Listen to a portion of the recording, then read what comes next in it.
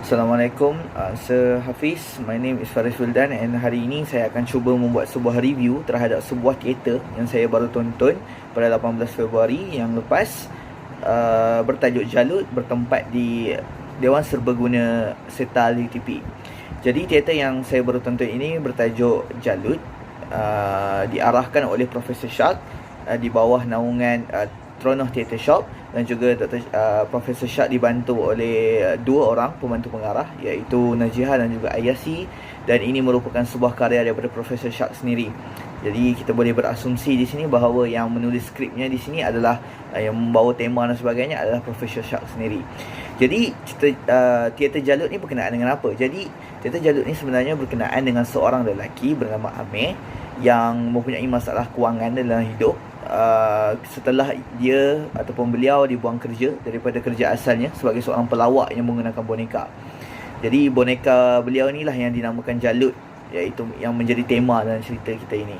Jadi setelah mendapat beberapa tekanan dalam hidup, yang mempunyai masalah dan sebagainya, akhirnya Amir menjadi seorang yang kita boleh katakan sebagai seorang psikopat, dan ramai orang yang terbinasa daripada masalah psikologi ataupun masalah mental yang sedang dihadapi oleh Amir ni.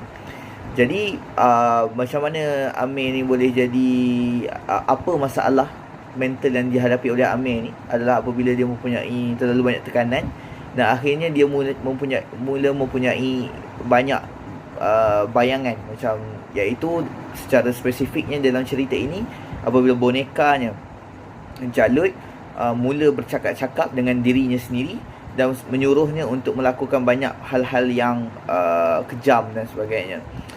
Jadi itu yang menjadi tema dalam kisah ini. Jadi saya boleh katakan tema yang paling utama dalam cerita ini adalah berkenaan dengan masalah mental dan tekanan yang diberikan oleh dan ia dijalinkan ataupun actually disebabkan oleh tekanan yang diberikan oleh orang-orang sekeliling. Jadi kalau kita dengar secara sepintas lalu, tema ni kita boleh katakan lebih kurang, atau kita boleh katakan lebih kurang sama dengan filem The Joker yang dimainkan oleh Joaquin Phoenix pada tahun 2019 dan memenangi anugerah Oscar tu kan. Jadi itu saya boleh katakan lebih kurang tema yang ingin dibawakan. Cuma dalam skrip yang dia telah dibuat, dalam jalan cerita yang telah dibuat, banyak juga isu-isu yang cuba dibawakan. Contohnya adalah apakah derma dan juga rasuah sama apabila ia datang untuk memberi wang kepada pengundi ketika pilihan raya. Ada juga isu yang cuba dibawakan adalah apabila para majikan ingin membuang pekerja, tetapi walaupun sebenarnya itu bukanlah hal yang terbaik untuk menghadapi ekonomi yang lembab. Juga isu khurafat dalam masyarakat Melayu, dan juga banyak perkara seperti yang bersifat politikal, seperti apakah benar orang politik itu mahu membantu rakyat yang di bawah. Okay. Jadi walaupun terlalu banyak isu yang kita boleh dengar kata bunyinya agak depressing, agak memurungkan, tetapi atmosfer yang baik telah dibuat di dalam teater Jalut ini apabila sangat banyak humor yang telah dimasukkan dan membuatkan mesej-mesej itu sampai tanpa tekanan kepada penonton. Banyak walaupun saya agak kurang bersetuju dengan beberapa lawak-lawak dewasa, tapi saya boleh mengatakan di sini bahawa mesej itu sampai dengan cara humor itu. Dan a great thing about jalan cerita, ya, saya senang bercerita tentang jalan cerita dulu. Jadi jalan ceritanya agak sangat menarik, lagi-lagi apabila ia tiba di peringkat akhir, peringkat resolusi cerita ini. Apabila ada satu plot twist di mana sebenarnya kita mendapat sebuah resolusi bahawa yang sebenarnya bercakap dengan Amir, iaitu watak utama, iaitu Jalut itu, sebenarnya Jalut itu tidak bercakap-cakap, tapi sebenarnya ia hanyalah bayangan Amir. Walaupun sepanjang teater itu kita digambarkan bahawa memang Jalut itu senang bercakap. Jadi saya boleh rasakan ia juga, walaupun ia satu kita boleh katakan sebuah benda yang kita boleh agak daripada awal benda ni akan berlaku, plot twist ni, tapi ia lebih berkesan apabila sepanjang teater itu berjalan, ia dijalankan bersama dengan humor, dan apabila ia tiba di peringkat akhir, resolusi itu ia memberikan sebuah, kita katakan, plot twist yang datang bersama dengan perubahan atmosfer di dalam teater itu sendiri. bila awal-awalnya itu humor dan tiba-tiba hujung teater itu sangat memurungkan dan penuh dengan depression, ia menyebabkan impact yang sangat kuat. Dan ini saya rasa salah satu magic ataupun saya rasa impak yang luar biasa yang datang daripada skrip Professor Shark itu sendiri. Berbalik kepada skrip ataupun dialog di dalam cerita ini, tadi kita ceritakan tentang jalan cerita, sekarang kita ceritakan tentang skrip, dialog. Saya rasakan banyak skrip sangat kuat secara umumnya, tetapi kita jumpa sepanjang persembahan itu kita boleh temui beberapa tidak konsisten dari segi penggunaan bahasa. Lebih-lebih lagi apabila ia datang di antara ayat-ayat yang bersifat baku dan juga ayat-ayat yang bersifat pasar, bahasa pasar. Kadang-kadang kita nampak agak tidak konsisten di situ. Kadang-kadang watak ni dia cakap bahasa baku, kadang-kadang tiba-tiba dia cakap bahasa pasar.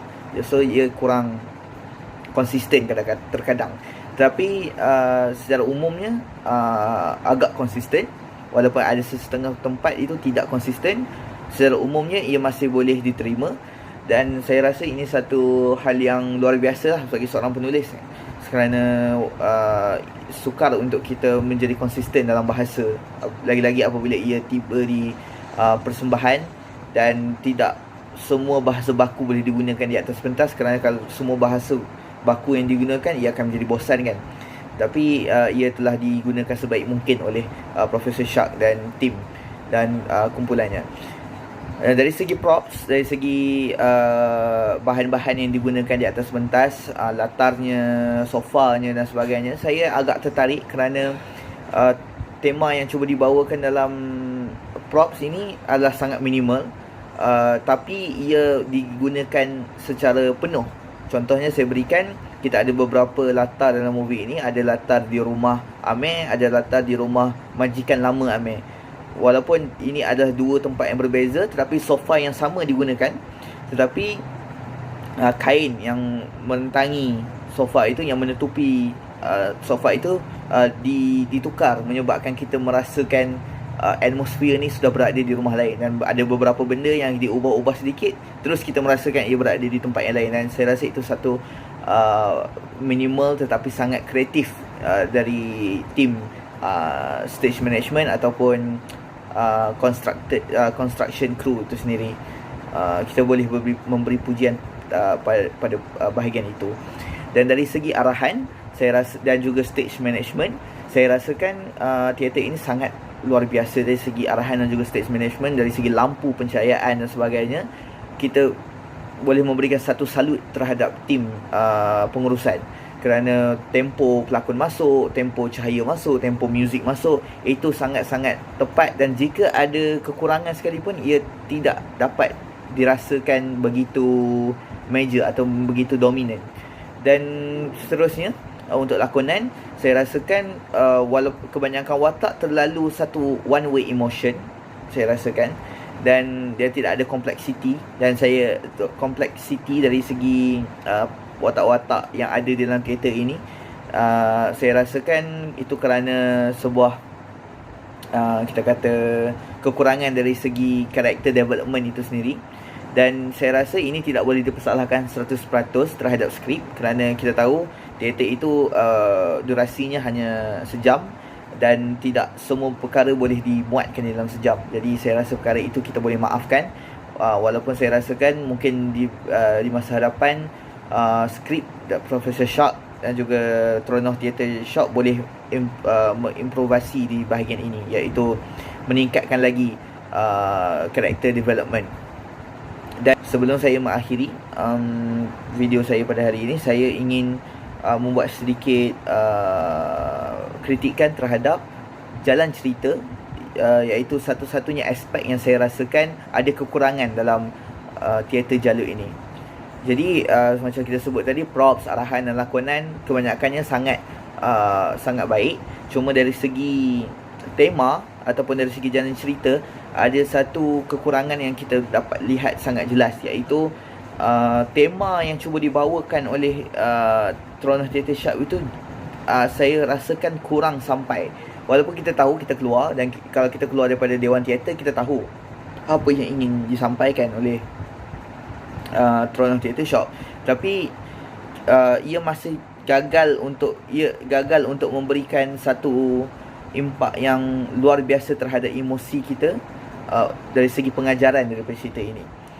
Jadi saya rasakan perkara yang boleh diimprovasi dalam hal ini adalah untuk Tron Theatre Shop untuk masa-masa yang mendatang boleh meningkatkan lagi karakter development Amir itu sendiri sebagai seorang yang psikopat, dan kita dah membuatkan tekanan-tekanan dalam hidupnya itu lebih kuat dan boleh dirasakan dan tidak begitu sekali lalu sahaja. Dan itu saya rasakan satu-satunya kekurangan yang dominan di dalam teater ini. Selain itu, saya ingin ucapkan terima kasih kepada Tron Theatre Shop atas kapasiti ataupun atas usaha yang telah dilakukan untuk menjayakan teater ini. Sekian, terima kasih.